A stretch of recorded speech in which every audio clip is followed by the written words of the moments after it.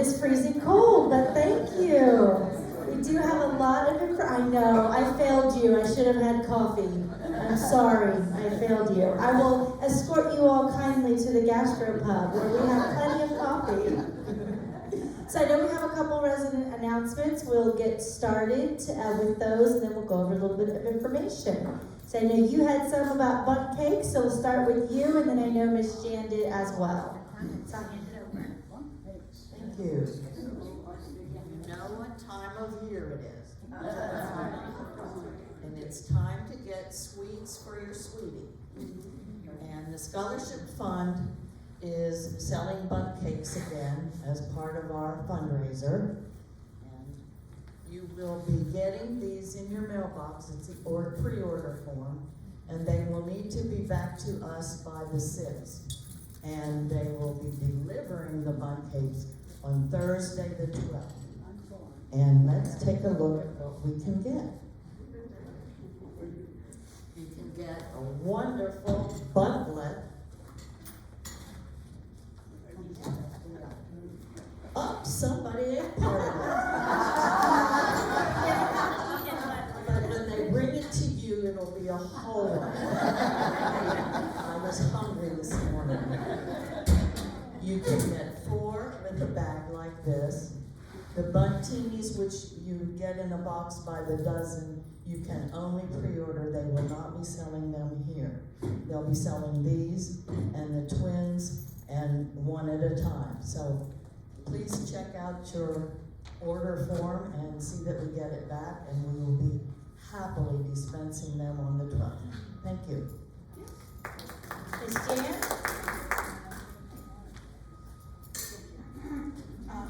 Just so you know, this is from Because We Care. Valentine cards are on sale.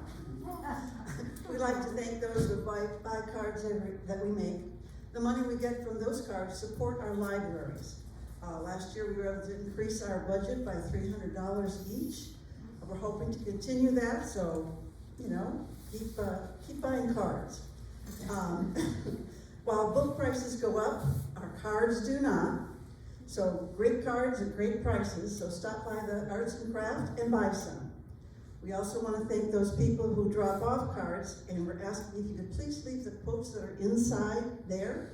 Some cards are very generic and sure, Merry Christmas, Happy Valentine's Day, but some cards are really cute and special and have a funny front and an inside that really goes with it that we can't really match up if it's not there, so we'd appreciate that. Anyway, thank you so much, and the more cards we purchase, the more books we purchase. Thank you. Thank you. Any other resident announcements at the moment? No? Okay, we'll get started with leadership announcements. So just your favorite weekly reminder to please return these luggage carts and to be respectful to your neighbors and return them when you are done. So the 2025 tax forms, Regency has distributed the annual letters from the accounts that will tell you what your tax deduction is for the prior year. It is important that you provide these to your tax preparer, and if you have any questions, you can contact Sarah at extension 506 or Sherry at 337 for more additional information.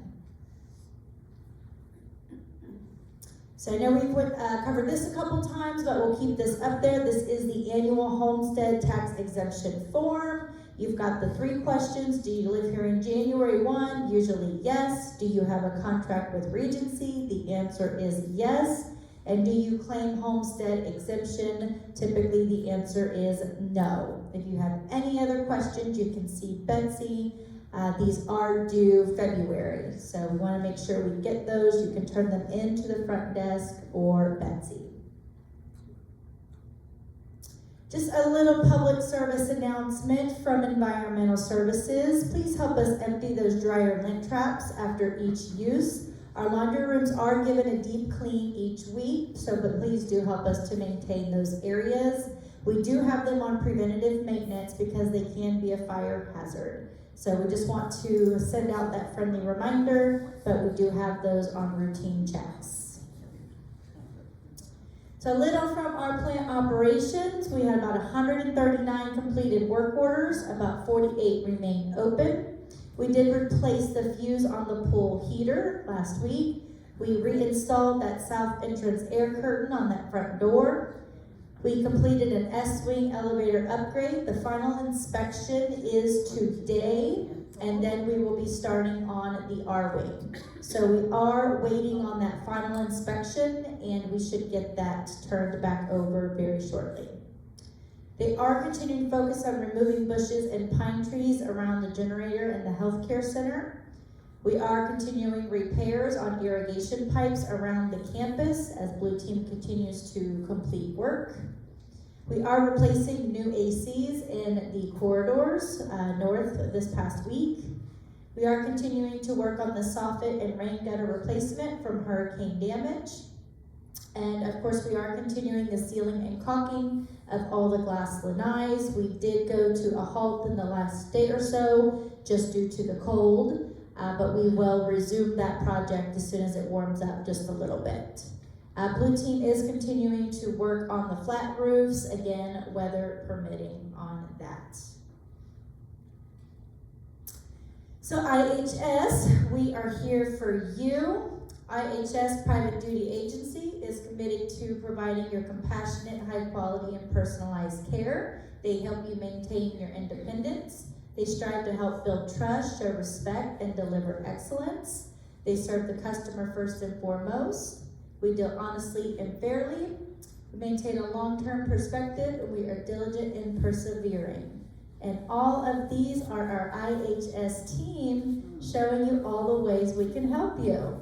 So you have errands, home organization, transportation, personal concierge, pet care, more errands, skilled nursing, post-acute discharge planning, usually helping when you return from home, whether that be a hospital stay or skilled nursing stay. So just want to remind you that we have our entire team here to help you with anything that you might need. Aren't they cute? They look so good. So just a little from the healthcare center. So we have resolved those RSV outbreaks. We do not have any current outbreaks over there.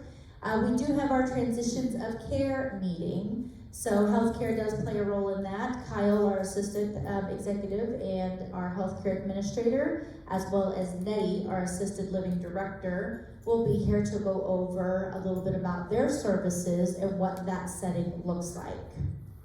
They are continuing to focus on our PSP policy, which is our personal sitter policy. We are working on enforcing that with Kelly and Betsy with our check-in process. So a lot of residents do not use IHS. They use their own personal sitters or their own personal care providers. However, we do have a policy for that, and we do have a process when it comes to checking in. So we are revisiting that and focused on making sure we enforce that. That way we can keep tabs on who is visiting our community. So as we mentioned, please always encourage your guests, whether it be a personal sitter, that they must check in to the front desk. So we are continuing to work on that policy over in healthcare as well to make sure we are enforcing that.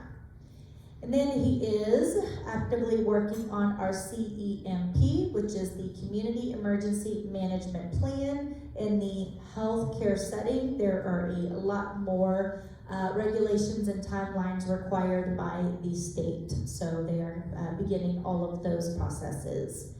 We, of course, do as well on this end in independent living, but they have a little bit more stringent requirements. More paperwork, really. So just your reminder, it is that time of year again. I know we mentioned this last week, but those health history forms were placed in your boxes over the weekend.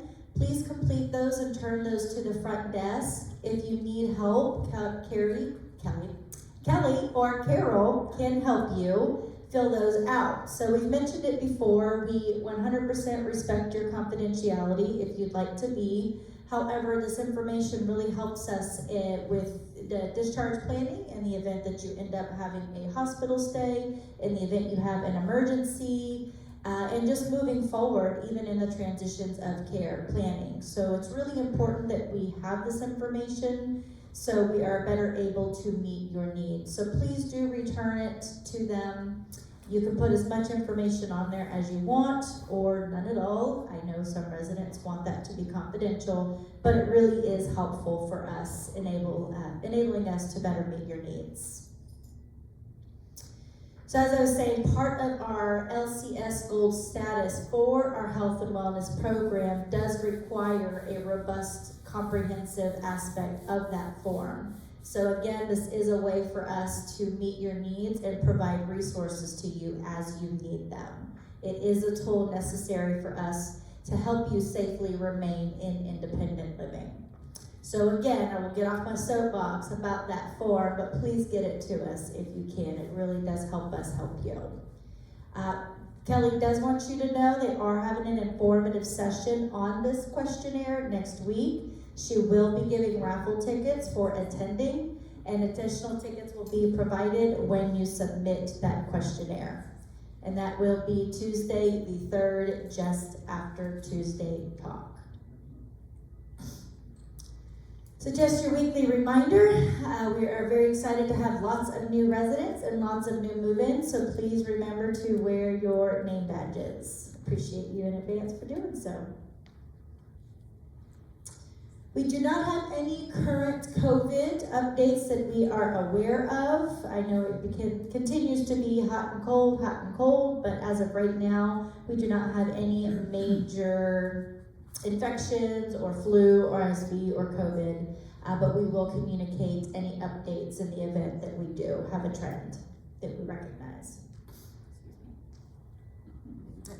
So this week in activities, of course, Tuesday the 27th, we are doing our transition of care immediately after Tuesday Talk, today at 11 in Town Hall. We do have movie matinee, Wicked, 1:30 in Town Hall. Wednesday the 28th is our casino trip around 9:30 a.m. Thursday the 29th, we'll have meditation with Ann, 11:30, Activity Room South. And Friday, January 30th, is Carla Hines, the entertainer, at 7 p.m. in Town Hall. Oops. So as far as food and beverage, just want to keep this on the agenda. The 27th, they are doing the food and wine pairing featuring the pork osso buco. Gourmet featuring Chef Todd's choice of filet. And then the 29th is theme night, which will be Greek, buffet, and dress up. And Ricky just wanted to remind the North is closed for lunch and pub is closed for dinner that day of theme night. So those are always fun and everyone always looks so good. So a little from our sales team. So our Ambassador Appreciation event is tomorrow from 2 to 4 in the sales office. We do remain about 96% occupied, and we are on track for about 5 closes to a budget of 4 for January. So starting the year off strong in sales, but we have had significant losses throughout our community in our healthcare setting, in our independent living setting. So we've lost more than I'm comfortable with, especially this time of year in regards to some of our residents and loved ones. So we'll continue to communicate that based on if the families want us to. That is always their discretion. But we have had some significant losses in December and January. So just wanted to make sure we can address that. We always end up sending our independent living and long-term residents memorial blankets in their memory. So we will continue to do that. It's a gift for myself, to them, and their family after their loss. So as far as Blue Team, they are in and out due to the weather, whether it's too cold or too hot or too sunny or too roofing is in progress. Of course, we are continuing with the flat roof, that weather permitting. We are continuing in the sales office, replacing that cupola. They are continuing to work on the gutters and drains throughout the community. The scaffolding on the P-wing, they finished that work and that has been removed. The entire north and south building is being pressure washed, not the windows, and they will be moving on to the S-wing, or already have. We are working on a project for the windows, more to be determined on that, but we are working on that as well. Just our weekly reminder, they will be picking up the debris at the end of the project. They will be helping replace all of the paving that they destroyed, and they will be repairing our landscape damage. So we are nearing the end of some of that, so we are all starting to discuss what that looks like on our weekly calls, Wednesday at 3. So I know I mentioned this, but they do have some select units that they observed post-hurricane vinyls that they are addressing. It is a list that they have derived based on their observations, so they are coming back to replace those screens the following week, and the vinyls the week after that. They did begin on the P-wing, and those residents were notified, and they'll be moving to the next wing. They haven't told me who or what yet, so we'll get that communication out to you as soon as I have that list. You'll be hearing from Betsy so we can communicate who that is. We have not received that thus far. So other than that, I wanted to make sure we announced our employee of the month. It is Maddie Bratnoff, our IHS manager. So please join us in congratulating her. She is our employee of the month. She has 9 years of dedicated service, and she continues to set the standard for our IHS program in hospitality. We are so grateful to have her. She's helped keep that program afloat in between transition of directors. So just super, super excited for Maddie. So congratulations for that. So, the exciting stuff you've been waiting for, or not. So I'm going to go on a little bit of a sidebar to give you some information, and then I'll review. So every year around this time, as I mentioned, we receive the capital expenditures approved from ownership. I'm getting there. So, just so everyone's aware, and as we've discussed before, Healthpeak is our owner, and they have multiple communities that they determine. They've got 13 communities that they have to prioritize. So as much as I would love to just take all the money for Regency, I do have to keep in mind that there are other communities that they have to address as well. And sometimes I hear, well, we need to put more back into our community, or Peak doesn't put money in their communities.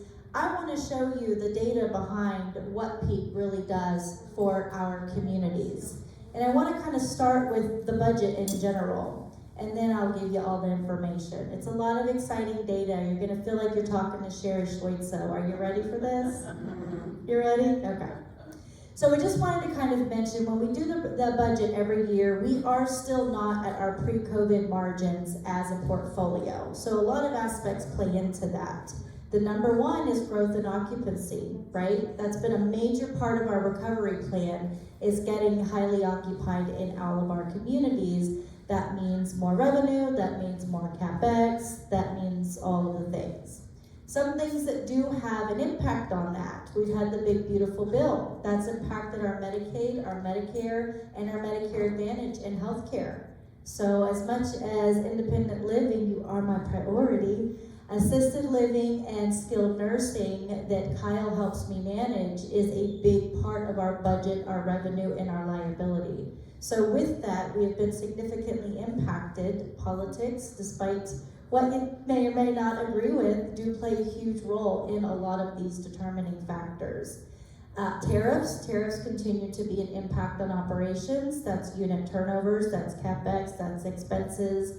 All of those aspects do play a huge role in the operational capacity of our community.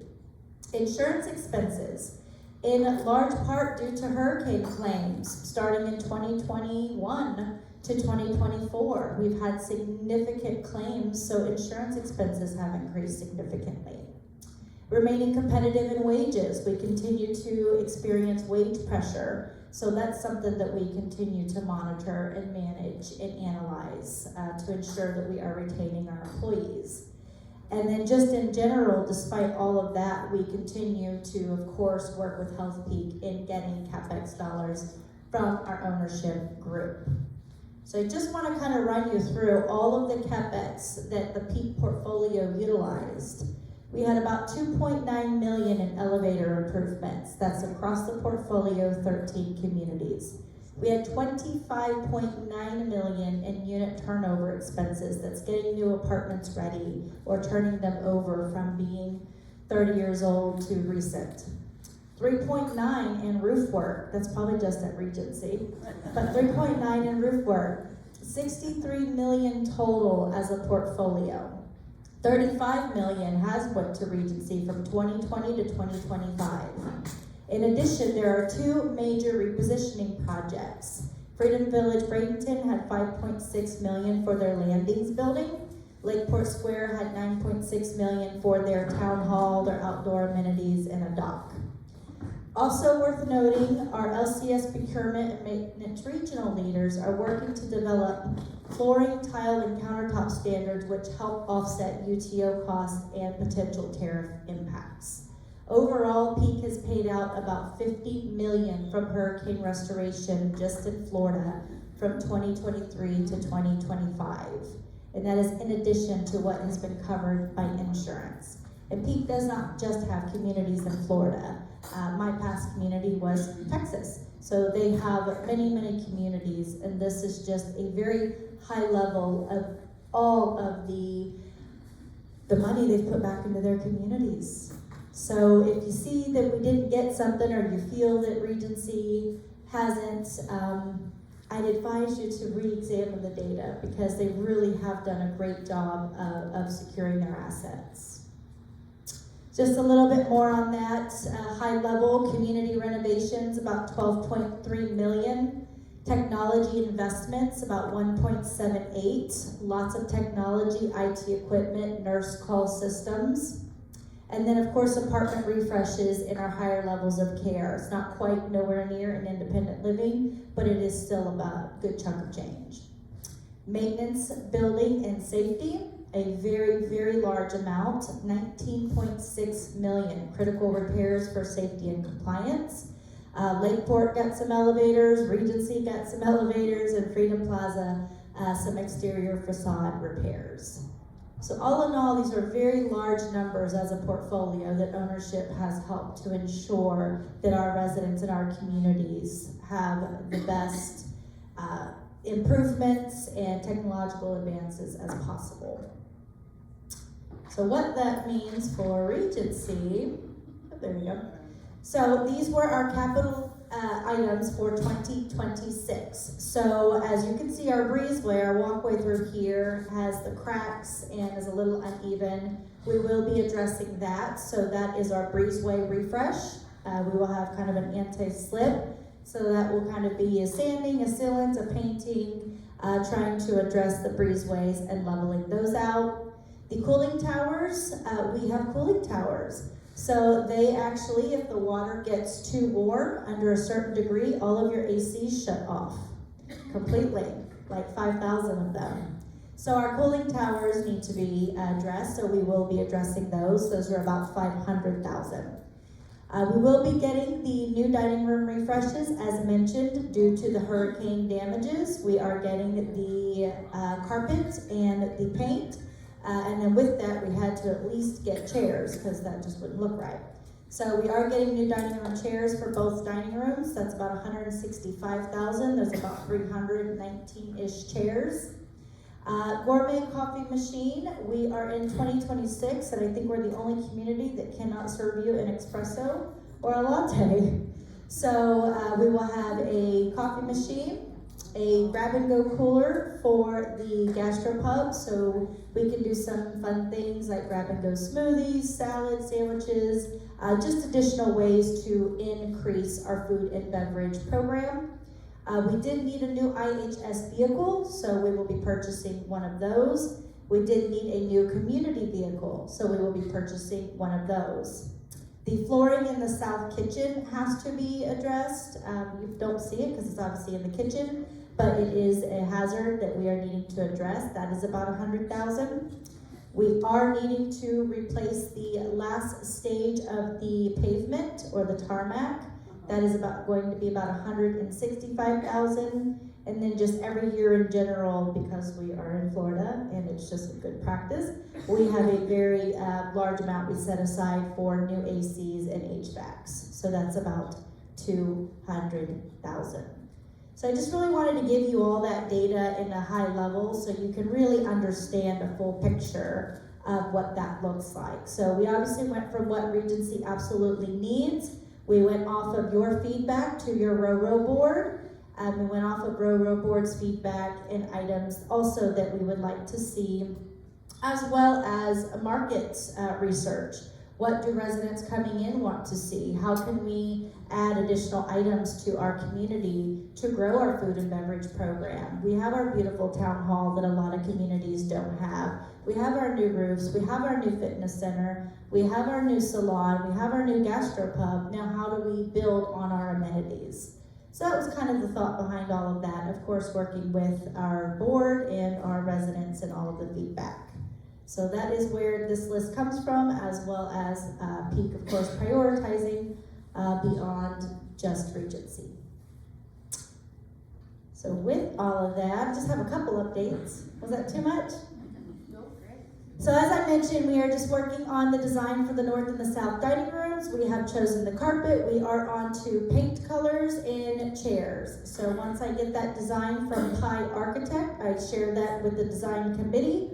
And we have one for the north and the south, and they help with that feedback in choosing those options. We discussed the elevator. We are waiting on the final inspection of that today. We mentioned the flat roofs in progress. We are continuing to focus on our annual evaluations. As we mentioned, we begin that process in December. And it usually goes until about March, and that is how we arrive at employee annual increases. So we are working on that. We discussed the ceiling and caulking of lanais. We are kind of on hold for now just due to the extremely cold weather, but we will resume that shortly.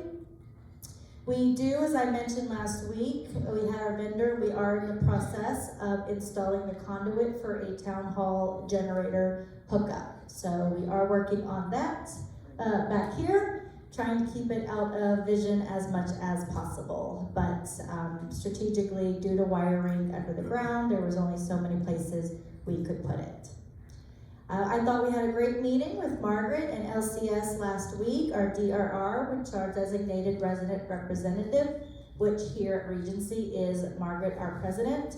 So very informative, high-level meeting about our portfolio, about ownership, and focuses for 2026. I thought it was informative. So as we mentioned, the poles have been fixed. We are continuing to have gentlemen dropping lines for our elevators as they continue to work through those. So that's what they were doing all throughout yesterday. We will be moving the pod from the south wing as we complete that elevator, and we will be beginning in the R wing. So they are moving that pod over. They have to have that for their belongings so we can begin work in the R wing. So I will be out Thursday and Friday. I'm just doing a little weekend trip, but I will be back Monday. I did want to let you know as well that we are hosting a PDP Healthcare Conference, a professional development program. Kyle, our healthcare administrator, is actually the chair of that committee, and it is a training program that we have for young new healthcare administrators. So we're actually going to be hosting them here on the 2nd through the 6th in our Regency room. It is about a group of 10, but we will be having some VPs visiting with them as well. So getting ready for that, to have them on site, to host them for their very, very informative conference. And then I will have a regional visit from Amy Wall on Wednesday the 28th. We'll be here to celebrate our sales, spend some time, and go over initiatives for the rest of the year. So with all of that, did I give you enough information? Any questions? Yes, Ms. Bennett. Excuse me. This isn't a question, it's just to remind you that on the answering machine, it still says memory care. We looked at that and we could not locate it. We'll look again. If you call the main number. We did, and we looked at the recording. It's Okay, The second, there's two parts to the recording. okay. The second part has it. We'll take a look again. Thank you. Any other questions? We are going to get started in transitions of care shortly. Okay then. Well, happy Tuesday. Thank you very much, everyone.